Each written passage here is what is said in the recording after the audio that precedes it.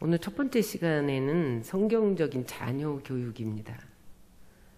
제가 여기 오기 전에 연령대가 어느 정도 되냐, 왜냐면 자녀 교육을 하려면 젊은 사람들이 있어야 될 텐데, 그래도 다행히도 젊으시더라고요. 여러분들이 뭐 40, 50대 평균 그러시다니까. 요즘에는 다 오래 사시잖아요. 저희 어머니는 100세거든요. 그런데도 아주 정정하세요. 40, 50대는 청년입니다. 오늘 성경적인 자녀 교육에서 자녀는 부모를 거울 삼아서 하나님을 만납니다. 그래서 자녀들은 부모를 통해서 하나님이 어떤 분이신지, 내가 어떤 사람인지, 그렇게 하나님을 알아가기 시작을 해요. 그래서 여러분, 부모의 말과 행동은 아주 중요합니다. 내 아이는 나를 닮게 돼 있어요.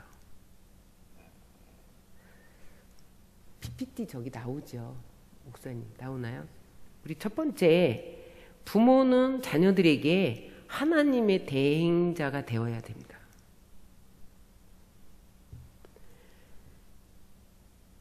육신의 부모는 인간이 처음 만나는 하나님의 대표예요. 그래서 인간은 부모를 통해서 보이지 않는 하나님을 만납니다. 다시 말하면 부모는 하나님의 대행자예요. 그래서 여러분들이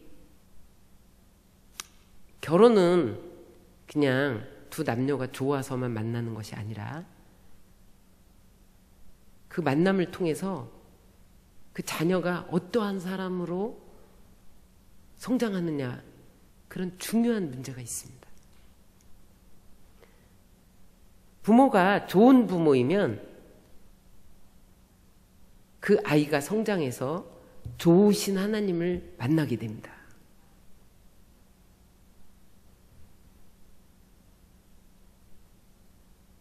좋은 부모는 어떤 부모냐면 아이들과 감정을 나누는 부모예요. 감정을 나누기 위해서는 대화를 해야 됩니다. 그 감정과 대화들이 오가면서 내가 사랑받고 있다, 그렇게 느껴요.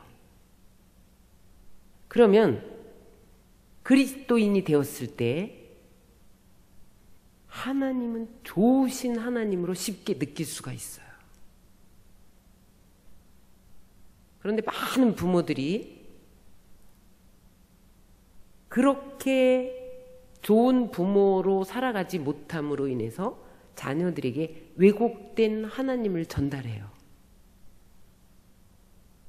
여러분들 모두 좋은 부모이시기 바랍니다. 좋은 부모는 돈이 많은 부모가 아니에요. 좋은 부모는 아이들과 감정을 나누고 대화하는 부모예요. 이제 부모의 종류를 보면 PPT 좀 띄워주시죠. 좋은 부모가 있고 화를 잘 내는 부모가 있어요. 화를 잘 내는 그 부모 밑에서 자란 자녀는 하나님이 늘 때리기를 준비하는 하나님으로 인식하게 됩니다.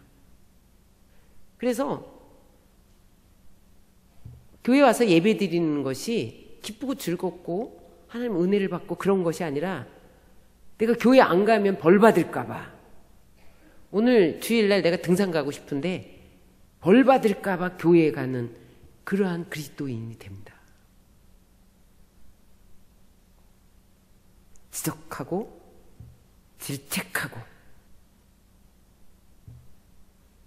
무서운 하나님, 벌 주시는 하나님, 용서하지 않는 하나님, 그렇게 인식해 가게 됩니다. 여러분, 여러분들이 가정에서 화를 낼 때 우리 아이들이 우리 하나님은 때리기를 준비하는 하나님이야, 그렇게 느껴가고 있다는 거예요. 그래서 여러분들의 아이들이 벌벌 떨고 자신의 실수를 용납하지 못하고 다른 사람의 실수도 용납하지 못하는 그런 아이들로 자라가게 합니다. 그래서 화를 내시면 안 돼요. 세 번째, 나를 버린 부모가 있어요. 여러분, 지금 고아원의 70%가 부모가 생존에 있는데 고아원에 와 있는 아이들이에요. 그 아이들은 난 버림받았다. 그런 버림받은 마음을 가지고 자기를 죄에 쉽게 내어줍니다. 그래서 여러분, 버림받은 고아 출신들이 비행 청소년이 많고 범죄자가 많은 이유가 버림받았다는 그 마음을 치유하지 못해서 그렇게 되는 거예요. 그 다음에 알코올 중독에 빠진 부모가 있어요. 늘 술에 알코올에 쩔어서 사니까 무책임한 거예요. 아이들을 돌보질 않아요. 그러면 그 아이는 하나님의 신실하심을 오해합니다. 신실하심이 믿어지지 않아요. 하나님의 약속이 신실하지 않은 거예요. 그럼 부모는 하나님을 전달하는 통로예요. 자녀에게 해를 끼치는 부모가 있어요. 제가 동경 순복음교회 가서 세미나를 인도하는데 마지막 날 그 일본 야쿠자하고 결혼한 어떤 자매가 마지막 날 저에게 상담받기를 요청했어요. 제가 그날 비행기 시간이 좀 빨리 나가야 해서 상담할 수 없는 상황인데 상담 안 하고 가면 자기가 이혼을 하게 될지도 모른다. 막 매달려서 잠깐 상담을 했는데 일본인하고 같이 사는데 그분이 마음을 오픈을 안 한다는 거예요. 마음을 모르는데 그렇게 살다 보니까 여러 쌓인 것이 많죠. 그래서 이혼하기에 이르렀어요. 지금 도장 찍으러 가려다가 이 세미나에를 온 거예요. 상담을 하다가 같이 기도를 하자. 기도를 하는데 성령께서 그를 만지기 시작을 했어요. 근데 갑자기 성령의 조명이 비치니까 그 안에 어둠들이 드러나는 거예요. 갑자기 그 안에 어둠들이 드러나면서 나간다 안 나간다 막 귀신이 그 안에서 드러난 거예요. 나중에 제가 막 이렇게 축기하고 자유함을 얻은 다음에 물어봤는데 아버지가 자기를 17살 때 창녀로 팔아버린 거예요. 그래서 자기는 그 한이 맺혔어요. 창녀로 그렇게 살다가 이제 야쿠자를 만나서 결혼을 했는데 아버지에 대한 미움이 남편에게 투사된 거예요. 그래서 엄마는 관계를 못 이루는 거예요. 그래서 얼마나 원한에 사무쳤으면 자기가 무당이 되려고 그랬대. 왜 무당이 되려고 했냐? 그랬더니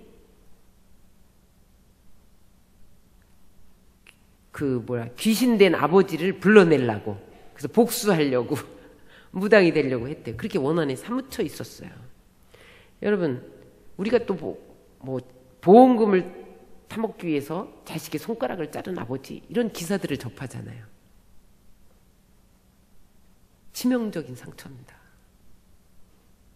그래서 이렇게 자란 우리의 자녀들은 그 냉정한 부모를 통해서 하나님의 따뜻한 사랑을 오해합니다. 하나님이 따뜻한 분으로 안 느껴지는 거예요. 차가운 분으로 느껴지는 거예요. 그 다음에 윽박지르는 부모 밑에서 자란 아이가 있는데, 부모는 자녀를 사랑할 때 조건적인 사랑을 하면 안 돼요. 무조건적인 사랑을 해야 됩니다. 그런데 너는 이것도 못하고 저것도 못하고 윽박지르고 이러면 그 안에 분노와 열등감과 죄책감과 창피함과 무능함과 이런 것들이 쌓여요.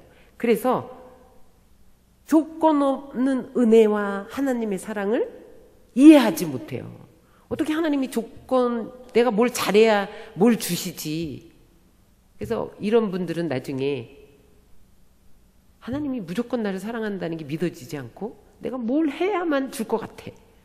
그래서 뭘 해요. 일 안 하고 있으면 불안한 거예요.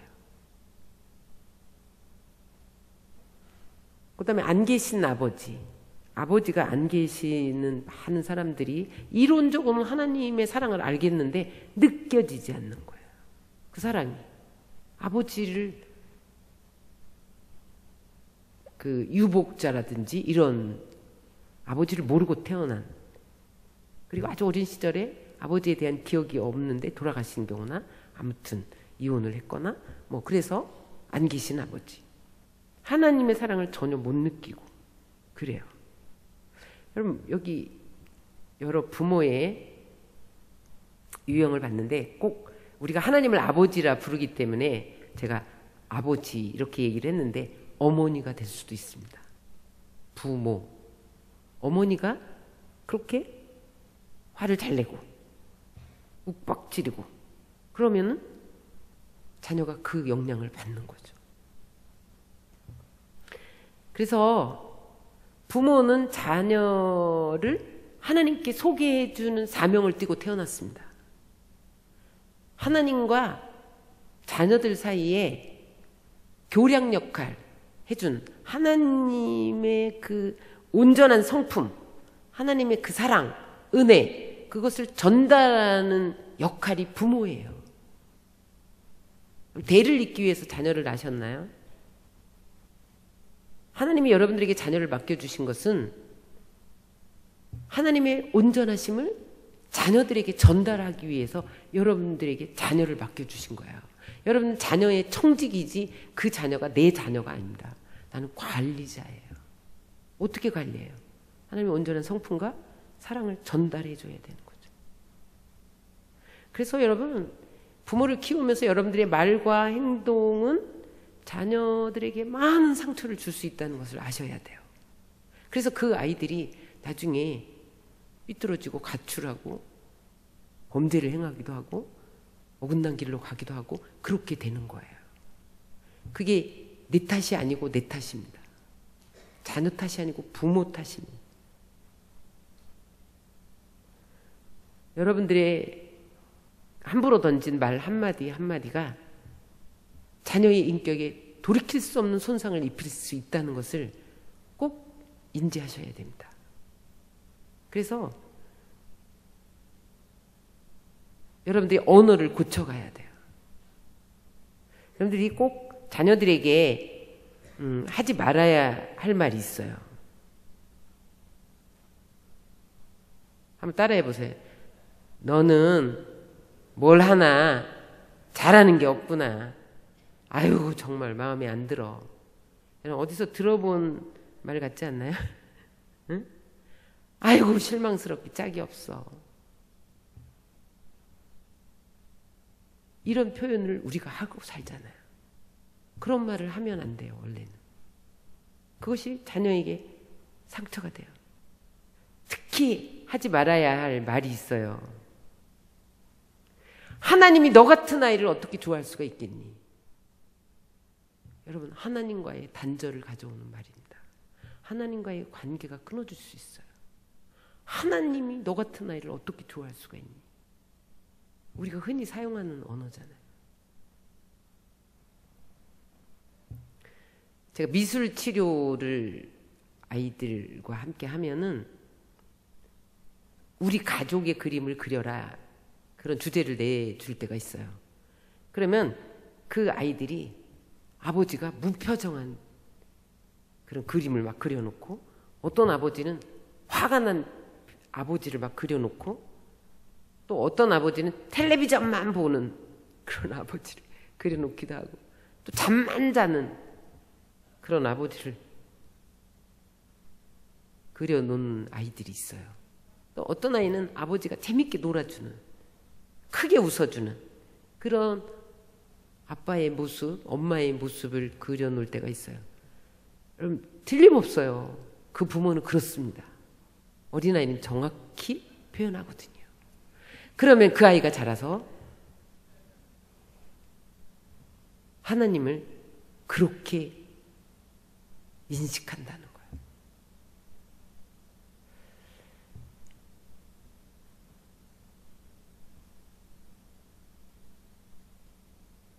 여러분, 그런데 우리 하나님은 어떤 하나님이에요? 우리 하나님 좋으신 하나님이잖아요. 천지를 창조하시고 그것을 다 우리에게 주시고 부모와 같은 나를 인하여 기뻐하고 사랑하시고 즐거이 내 이름을 부르시는 분, 그런 하나님을 전달해 줘야 돼요. 아이들에게.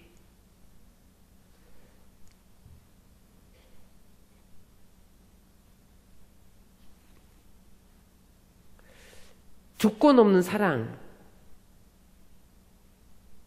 은혜의 사랑, 격려의 사랑, 오래 참으시는 하나님, 응답하시는 하나님, 무례하지 않는 사랑, 그런 하나님을 계속해서 여러분들을 통해서 전달해 드리는 것이 부모의 역할입니다. 여러분들 그 역할을 감당하지 않고 계시다면 하나님이 여러분들에게 준 역할을 잘 감당하지 못하고 계신 거예요. 밥만 먹여주고 잠재워주고 학교 보내주고, 그게 부모의 역할이 아닙니다. 하나님을 대신해서 온전한 사랑을 전달해 주시기 바랍니다. 어떻게 해야 되냐? 그러면 어떻게 이끌 것인가? 성령 자녀를 첫 번째 따라 하시겠습니다. 하나님의 형상을 따라 살도록 이끌어야 합니다. 그럼 우리 자녀들은 하나님의 형상이에요. 우리 자녀들 속에 하나님의 속성이 들어있어요. 하나님은 사랑이시잖아요. 거룩하시잖아요. 자비하시잖아요. 공의로운 분이잖아요. 그런 속성이 우리 아이들 안에 들어있어요. 그러므로 여러분, 아이들을 떡으로만 키우면 안 됩니다. 말씀으로 키워야 돼요. 여러분, 물질로만 풍요하게 키워서는 안 돼요. 어떻게 해야 돼요? 신령한 것들을 먹여야 돼요. 그래서 그 아이가 하늘의 양식, 신령한 것들을 먹고 자라면 고상한 존재로 양육되게 됩니다. 자녀가 하나님의 형상이라는 것은 그 아이가 탈선을 했어도 그 아이 속에 숨겨진 하나님의 형상이 회복되면 다시 얼마든지 변화될 수 있다는 의미를 지니기도 해요. 그래서 여러분, 탈선한 아이를 방치해 두거나 내버려 두지 마세요. 그 아이 속에 하나님의 형상이 있기 때문에 얼마든지 변화될 수 있다는 그런 믿음을 가지고 기도해야 됩니다. 오히려 그렇게 탈선했다가 하나님께 돌아온 많은 성경의 인물과 위대한 하나님의 사람들이 있잖아요. 그래서 그들이 하나님의 능력으로 세상을 이기고 다스리도록 끊임없이 진리의 말씀을 먹여줘야 됩니다. 하나님의 형상인 우리 아이들에게 말씀을 먹어야죠. 그 다음에 어떻게 또 이끌어야 되느냐? 두 번째로, 우리 자녀에게는 죄성을 가지고 있다는 것도 알아야 돼요. 우리 자녀들에게는 하나님의 형상이 있지만 또 지금 죄성을 지니고 있어요. 우리 안에. 우리 자녀들 안에. 우리도 마찬가지. 죄성이 뭐냐면 죄를 지으려는 강한 욕망, 소원이 있어요. 그래서 여러분, 아이를 죄 짓는 것을 가르친 적도 없는데 미워, 싫어, 내 거야, 아니야, 뭐 이런 말부터 배우잖아요. 우리 아이들 안에 죄성이 있다는 거예요. 그래서 부모는 어떤 역할을 해야 되냐면 그 죄를 다스릴 수 있도록 훈련해야 돼요.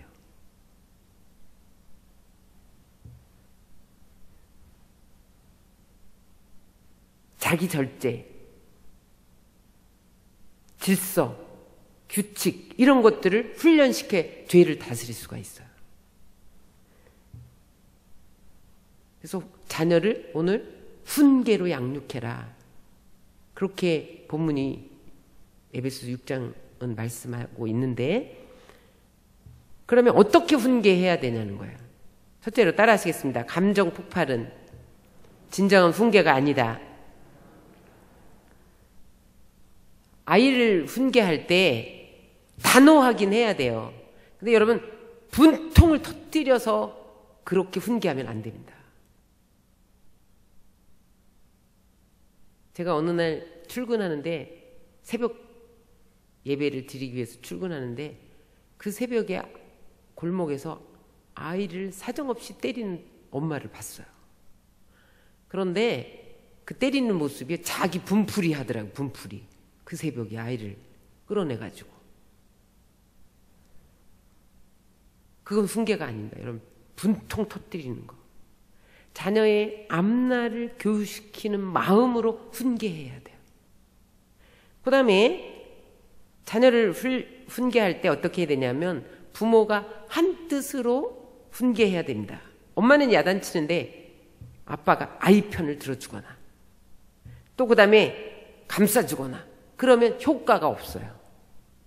그래서 지금 아빠가 훈계를 잘못하고 있어. 그래도 나중에 따로 대화해야 됩니다. 불일치를 보이면 훈계 효과가 없습니다. 그 다음에 어떻게 훈계해야 되냐? 실수할 때는 훈계하면 안 됩니다. 물을 엎질렀는데 야단을 쳐.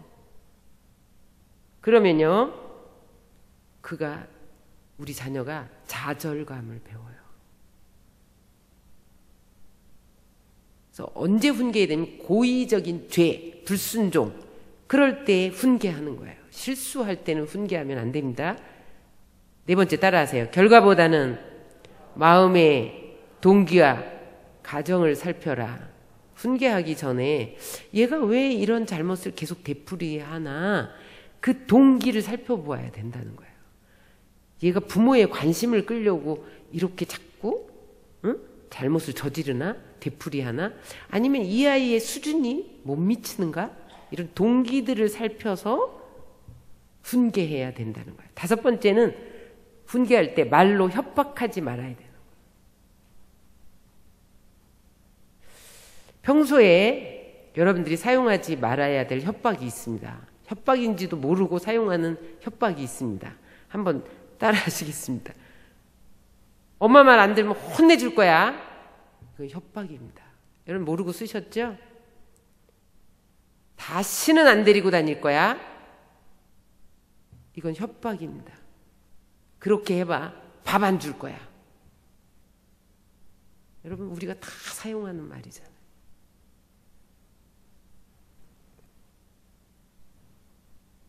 그런데 또 밥 줘. 밥 안 준다 그러고 밥 주고 안 데리고 다닌다 그러고 데리고 다녀. 그 말에 신실성이 없어요. 훈계가 제대로 이루어지지 않아. 여섯째, 진정한 훈계는 따라하시기 바랍니다. 진정한 훈계는 벌 주는 게 아니다. 여러분 우리는 훈계할 때 벌 준다고 생각해. 너 동생하고 싸웠어? 저기 가서 손 들고 있어 30분 동안. 벌 주는 거라고 생각해.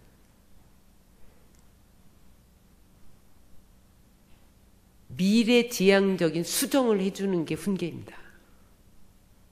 미래지향적인 훈련을 해주고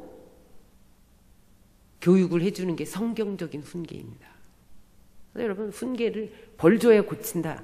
그렇지 않습니다. 그래서 여러분 우리가 끊임없이 훈련하는데 훈련이 가능할 때 부지런히 훈련해야 돼요. 훈계해야 돼요. 크면요 훈계받지 않습니다. 훈계하지 못할 날이 와요. 그래서 부모의 말을 들을 때 부지런히 훈계해야 돼요. 그래서 잠언서 29장 17절에 보니까 네 자식을 징계하라. 그리하면 그가 너를 평안하게 하겠고 또 내 마음에 기쁨을 주리라. 징계해야 내가 평안한 거예요. 징계가 없으면 사생하라고 그랬잖아요. 그래서 그 마음에 미련한 것이 있으면 징계해야 돼요. 그래서 죄성을 다스려줘야 돼요. 그래야 여러분 우리가 편한 부모가.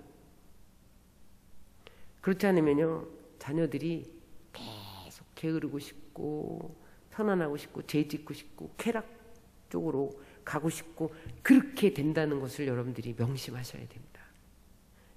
근데 이제 훈련의 목표를 가지고 훈련을 하셔야 돼요.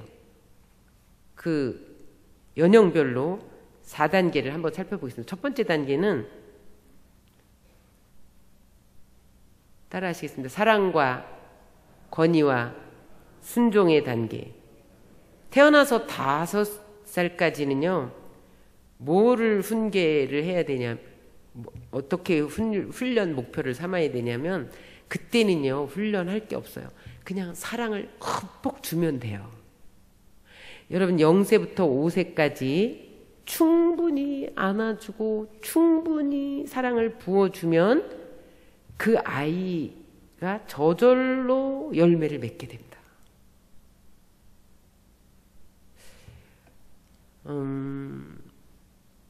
내일 성경적인 부부관계를 할 터인데, 내일 아침에 할 터인데, 위도하거나 성적인 범죄를 저지르는 남편은 0세부터 5세 때까지 부모의 사랑을 흠뻑 받지 못한 결핍에 의해서 또 다른 것으로 그 결핍을 채우려고 하는 한 유형으로 위도가 나타날 수 있다는 거예요. 그래서 사랑을 부어줘야 돼요. 0세부터 5세까지 마음껏 사랑받는 아이는 잘못된 길로 가지 않습니다. 뿐만 아니라 그때 부모의 권위에 순종하는 법을 훈련해야 돼요. 그래서 사랑과 권위의 균형을 훈련해야 됩니다. 부모의 권위에 순종하지 않으면 그 자녀는 망치게 돼요. 하나님께 순종하지 않게 돼요. 그래서 확고한 권위, 아름다운 권위를, 부모의 그런 권위를 세워나가야 됩니다. 그 다음에 두 번째 단계는 6세부터 13세까지인데 구체적인 훈련 시기예요. 이때는요 부모를 본 그대로 말하고 행동하고 그래요. 부모가 완전 모델이에요. 그때는 부모를 계속 흉내내요. 방 정리하고 말하고 행동하고 감사를 표현하고 그런 것이 다 부모의 말과 행동 그대로 보고 배워요. 그래서 부모는 모델이 돼야 돼요. 본이 되어야 돼요. 세 번째 단계는 14세부터 18세인데 사춘기 코치의 시기입니다. 이때는요 부모로부터 배운 그걸 구체적으로 자기가 한번 살아보려고 해요. 사춘기가 되면. 근데 그때는 뒤에서 사랑의 코치만 하고 지나친 간섭하지 말아야 됩니다. 물론 인정해주고 칭찬해주고 그렇게 하기는 해야 되지만 너무 간섭하지 말고 자녀가 요청할 때만 사랑의 코치를 해야 되고, 그 다음에 18세 4단계는 18세 이후인데 독립식입니다. 자녀의 진숙이라고 하는데 이제 부모 곁을 떠나는 시기예요. 과감하게 떠나보내야 돼요. 결혼을 하거나 아니면 이제 부모로부터 독립한다. 그러면은 과감하게 떠나보내야 됩니다. 모험을 할지라도 고난의 길이 될지라도 과감하게 격도록. 예수님도 제자를 훈련하고 그 다음에 때가 되었을 때 떠나보냈잖아요. 그래서 너희는 가서 모든 족속으로 제자를 삼고 아버지, 아들과 성령 이름으로 세례를 주고 모든 분부한 것을 가르쳐 지키게 하라. 그러면서 떠나보냈거든요. 그러니까 떠나보내야 돼요. 그래서 여러분 훈계하시기 바란다. 자녀는 훈계해야 돼요. 사랑만 주면 안 돼요. 세 번째, 자녀는 어떻게 키워야 되느냐, 어떻게 이끌어야 되느냐.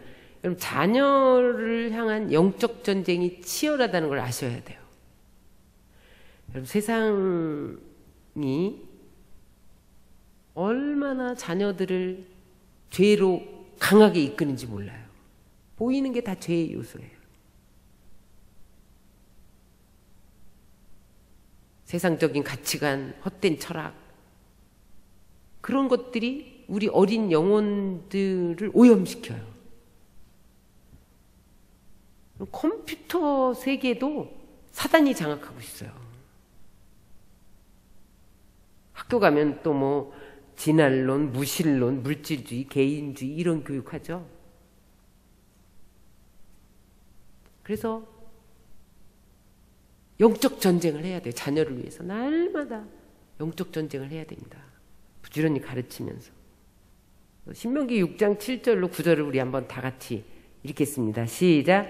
내 자녀에게 부지런히 가르치며 집에 앉았을 때이든지 길을 갈 때이든지 누워있을 때이든지 일어날 때이든지 이 말씀을 강론할 것이며 너는 또 그것을 내 손목에 메어 기호를 삼으며 내 미간에 붙여 표로 삼고 또 내 집 문설주와 바깥문에 기록할지니라.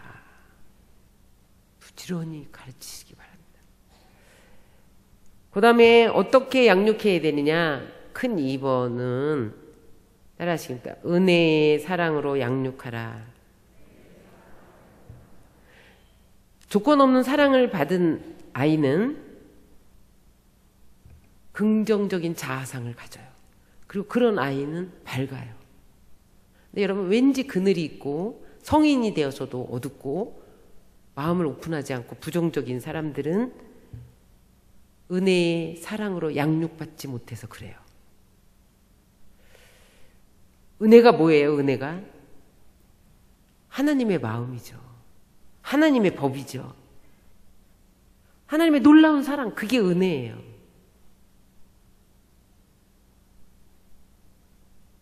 은혜 받으면 모든 것이 회복됩니다. 여러분 자녀들의 문제가 있으세요? 부부의 문제가 있으세요? 그 가정에 은혜가 부어지면 회복돼요. 자녀들에게 은혜가 부어지면 은혜가 그 자녀를 성장시켜요. 열매 맺게 만들어요. 사람의 그 조건적인 사랑, 그런 것은 사람을 경직시키고 눈치 보게 합니다. 그런데 하나님의 은혜의 사랑을 부어주면 생명의 역사가 일어나요. 그래서 길게 보셔야 돼요. 길게. 이 아이를 막 학원 몇 개 보내면서 복가치기 해서 키울 것인가, 은혜로 키울 것인가, 세상적인 방법으로 물질로 키울 것인가, 신령한 것들로 키울 것인가. 부모의 역할은요, 그 아이가 은혜 안에서 헤엄치도록 만들어주는 게 부모의 역할이에요. 나머지는 그 안에 하나님의 형상이 있기 때문에 하나님이 걔를 키워가요. 은혜 받게만 하면. 그래서 그 은혜 받으면 하나님도 사랑하고요, 자신도 사랑하고요, 이웃도 사랑하게 돼요. 이웃 사랑하는 것이 율법의 완성이잖아요.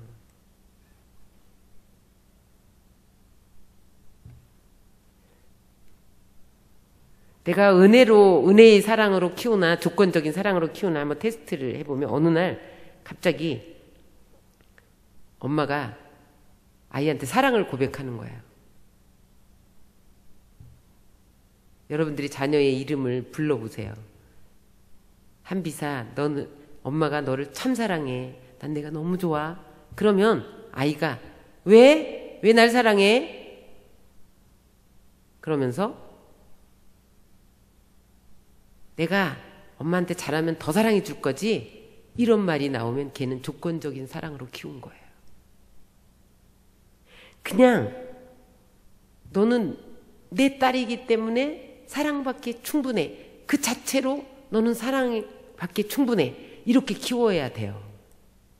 네가 공부를 잘하면 내가 사랑할 거고, 내가 내 말, 엄마 말을 잘 들으면 내가 사랑할 거고, 우리는 그렇게 키운단 말이죠. 그냥 내가 바로 너이기 때문에 소중한 거야. 그런 사랑을 배우게 해야 됩니다. 부모가 피해야 할 말이 있어요. 꼭 피해야 할 말이 있어요. 한번 따라 하시겠습니다. 엄마 말 안 들으면 엄마가 너 미워할 거야. 한번 해보세요. 하셨죠, 이미? 동생 때리면 나쁜 사람이야. 거짓말하면 하나님이 혼내셔.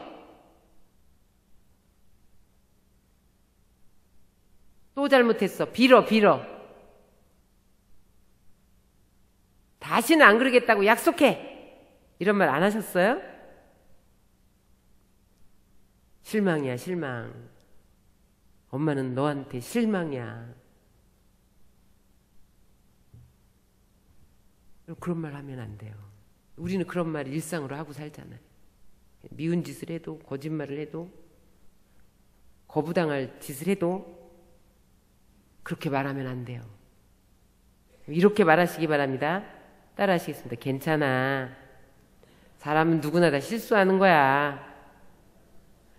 성적은 떨어질 때도 있고 오를 때도 있지. 왜 안 따라 하세요? 다 하셨어요? 그래도 엄마는 널 사랑해. 하나님은 여전히 널 사랑해. 엄마는 너 때문에 행복해. 너는 아주 소중한 엄마의 딸이야. 이런 말을 자꾸 해줘야 돼요. 그게 은혜 안에서 자라가게 하는 거예요. 성경만 읽고 기도만 해. 그게 아니에요. 엄마의 사랑을 부어주면 그 아이가 하나님의 사랑을 깨닫고 은혜 안에서 헤엄치게 돼요. 여러분, 야단치고 막 혼내고 위협하고 그러면 변화될 것 같죠? 절대로 회복되지 않습니다. 성경에 탕자가 돌아왔을 때 아버지가 야단 안 치잖아요. 잔치를 베풀고 가락지를 끼우고 새에 신을 신기고 그렇게 하잖아요. 그러니까 그 탕자가 또 탕자가 되었더라 이런 성경에 기록이 없잖아요. 아마도 회복했을 거예요. 그래서 여러분, 물론 훈계해야 되지만 사랑은 내 아이가 죄를 지어도 사랑해야 됩니다. 탈선의 길을 걷고 있어도 사랑해야 됩니다.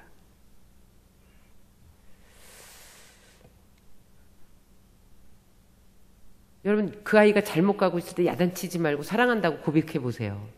그 아이가 돌아와요. 죄는 미워해도 죄인은 여전히 사랑했던 하나님의 사랑. 그 사랑으로 키우시기 바랍니다. 그 다음에 어떤 부모가 되어야 되냐면 따라하세요. 경청하는 부모가 되자.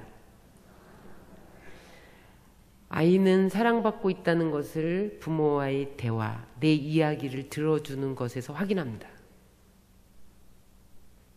그래서 엄마는 사랑과 이해를 동반한 그런 대화 상대자가 되어줘야 돼요.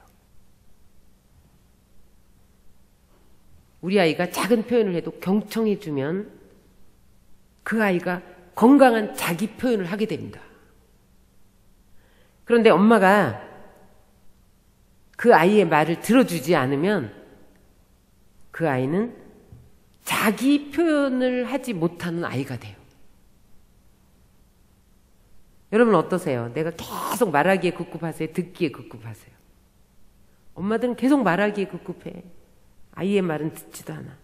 야고보서 1장 19절에 뭐라고 말하냐면 사연을 듣기 전에 대답하는 자는 미련하여 욕을 당하느니라. 잠언서 18장 13절을 다 같이 읽겠습니다. 시작. 듣기는 속히하고 말하기는 더디하라. 여러분, 들어주는 경청이 아이의 지능을 높게 하고요, 정서와 사회성까지 건강하게 발달시켜요. 여러분, 그걸 아시나요? 들어줘야 돼요. 그런데 이제 부모와 잘못된 대화 유형이 있어요. 첫 번째, 독재 유형이 있습니다. 독재 유형은 뭐냐면 명령하고 지시하고 욱박지르고 막 시끄러! 입 다물어! 막 이런 말 하는 거예요. 말 안 들어? 말 들어! 여러분 다 쓰셨던 언어 아니세요? 소리 내지 마! 조용해! 조용해! 막 이런 얘기. 이 아이는요,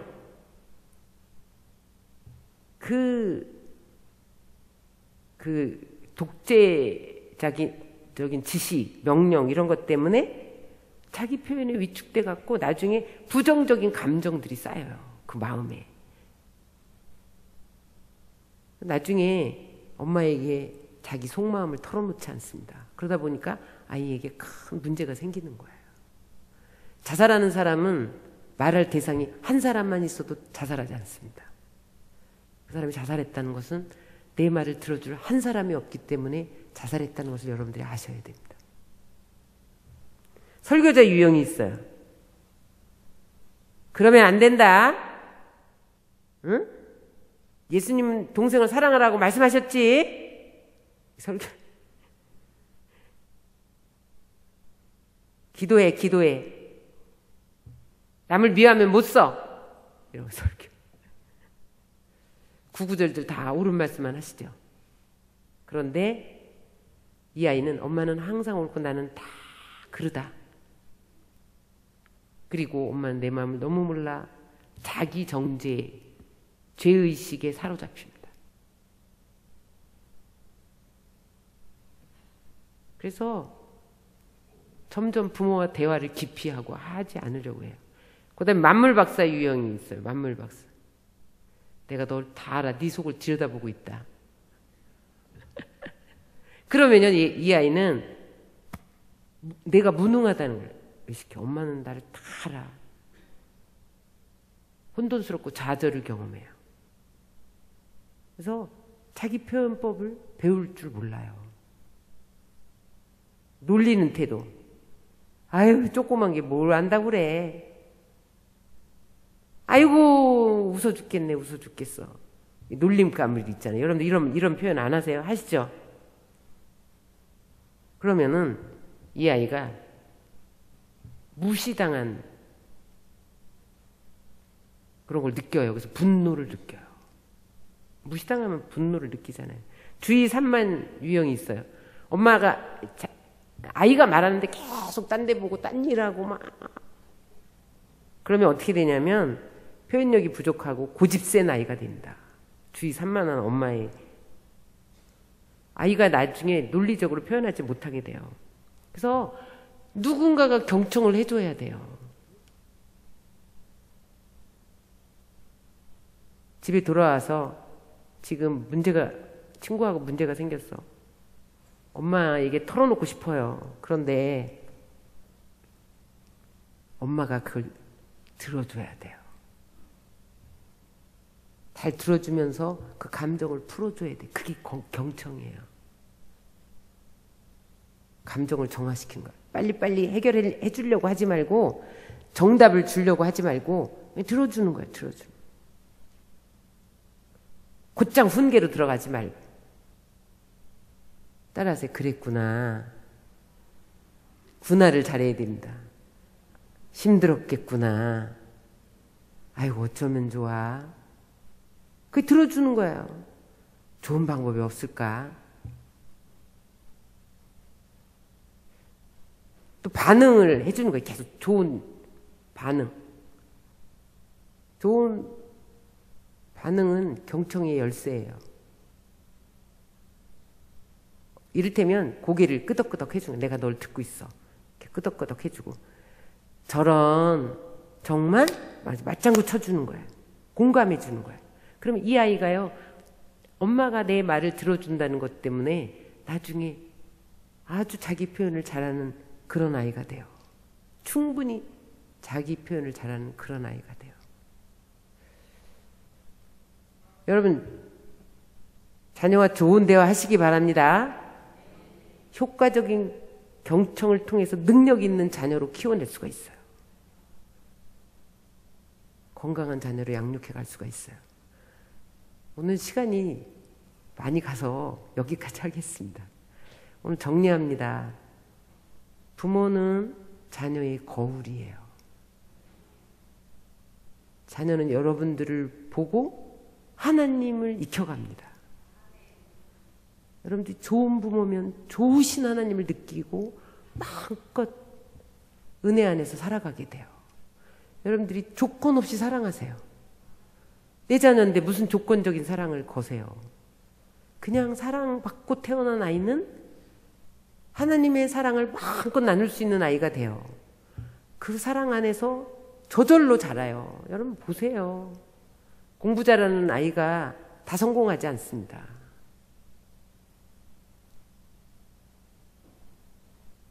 은혜 안에서 자라야 돼요. 그리고 훈계하세요. 그 아이에게 하나님의 형상도 있지만 죄성도 있다는 걸 알아서 훈계해야 됩니다. 그리고 잘 들어주세요. 그래서 여러분들의 자녀가 세상에 빛이 되고 소금이 되고 그리스도의 편지가 되고 향기가 되고 세계에 영향력을 미치는 하나님의 영광을 드러내는 그러한 자녀로 그렇게 양육되기를 예수님의 이름으로 축원합니다.